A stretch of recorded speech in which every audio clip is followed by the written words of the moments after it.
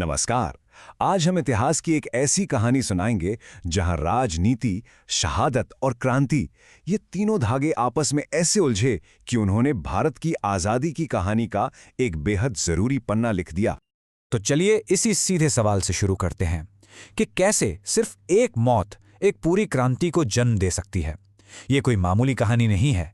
ये इस बात की मिसाल है कि कैसे एक छोटी सी चिंगारी देखते ही देखते पूरे जंगल में आग लगा सकती है। तो चलिए कहानी की शुरुआत करते हैं 1920 के दशक से।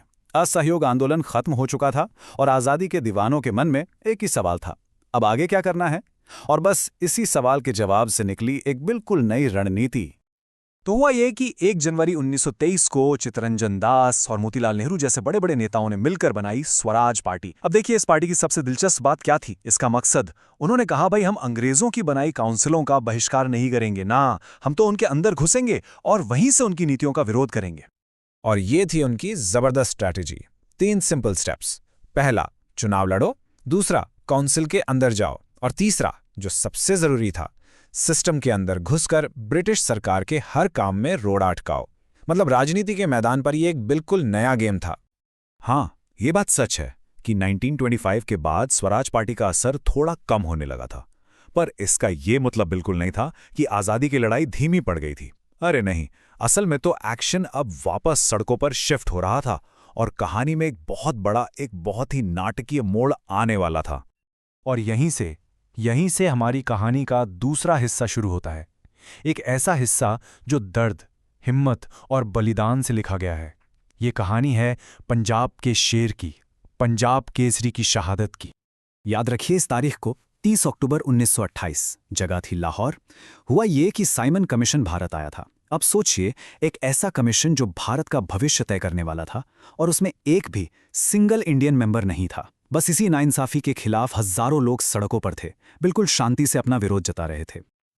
और इस पूरे विरोध को लीड कौन कर रहा था? वो थे महान नेता लाला लाजपत राय। लोग उन्हें प्यार और इज्जत से पंजाब केसरी बुलाते थे, यानी पंजाब का शेर। उनका होना ही भीड़ में एक अलग जोश भर देता था।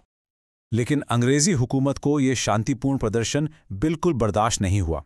वहां का police superintendent James A Scott, उसने निहत्थे लोगों पर लाठीचार्ज का बेरहम हुक्म दे दिया और कहते हैं कि उसने खुद लाला जी को निशाना बनाकर उन पर वार किया।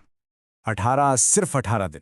उस बेरहम हमले के बाद लाला लाजपत राय बस 18 दिन और जी पाए। ये 18 दिन ये भारत के इतिहास पर एक बहुत गहरे जख्म की तरह हैं। और फिर आई वो तारीख, 17 नवंबर 1928। हुआ वही जिसका सबको डर था। लाठीचार्ज में लगी वो गंभीर चोटें जानलेवा साबित हुईं और भारत ने अपने पंजाब केसरी को हमेशा हमेशा के लिए खो दिया। सोचिए, एक शांतिपूर्ण विरोध का अंत शहादत पर हुआ। कहते हैं ना, एक शेर की मौत जंगल में कई और शेरों को जगा देती है। लाला जी की शहादत ने युवाओं का शांतिपूर्ण विरोध के रास्ते से भरोसा ही उठा दिया। और अब बारी थी एक क्रांतिकारी के बदले की। लाला जी की मौत की खबर आग की तरह फैली और पूरे देश में गम और गुस्से की एक लहर सी दौड़ गई। खासकर भगत सिंह जैसे नौजवानों का तो खून खौल उठा। उनके लिए यह सिर्फ एक नेता की मौत नहीं थी, ये पूरे देश के स्वाभिमान पर हमला था और उन्होंने तय कर लिया कि इस जिल्लत का बदला लिया जाएगा। लेकिन यहां एक बहुत बड़ी गलती हो गई। क्रांतिकारियों का असली निशाना कौन था? जेम्स ए स्कॉट, वो अफसर जिसने लाठीचार्ज का ऑर्डर दिया था। पर पहचानने में भूल हो गई और 17 दिसंबर 1928 को गोली का शिकार बन गया assistant superintendent John P Saunders. बदला तो ले लिया गया, लेकिन निशाना गलत लग गया था। लेकिन एक बात समझनी होगी, भगत सिंह का मकसद सिर्फ किसी एक अंग्रेज को मारकर बदला लेना नहीं था। नहीं, उनका लक्ष्य तो बहुत बड़ा था। एक संपूर्ण क्रांति, एक ऐसा इंकलाब जिसकी गूंज बहरे हो चुके अंग्रेजी साम्राज्य के कानों तक पहुंचे। और इसी सोच के साथ उन्होंने अपना अगला कदम उठाया। 1929 में भगत सिंह और बटुकेश्वर दत्त ने सेंट्रल लेजिस्लेटिव असेंबली में बम फेंका। याद रखिए, उनका मकसद किसी को मारना नहीं था, बल्कि जैसा उन्होंने खुद कहा, बहरे कानों तक अपनी आवाज पहुंचाना था। इसके बाद जैसा कि उन्होंने प्लान किया था, उन्होंने अपनी गिरफ्तारी दी और उन पर चला मशहूर लाहौर षड्यंत्र केस। और इसी केस की सुनवाई के दौरान अदालत में उन्होंने एक नारे को हमेशा के लिए अमर कर दिया, इनकलाब जिंदाबाद, क्रांति अमर रहे। ये सिर्फ 2 शब्द नहीं थे, ये आज़ादी की लड़ाई की आत्मा बन गए। एक ऐसा नारा जो आज भी हमारे रोंगटे खड़े कर देता है।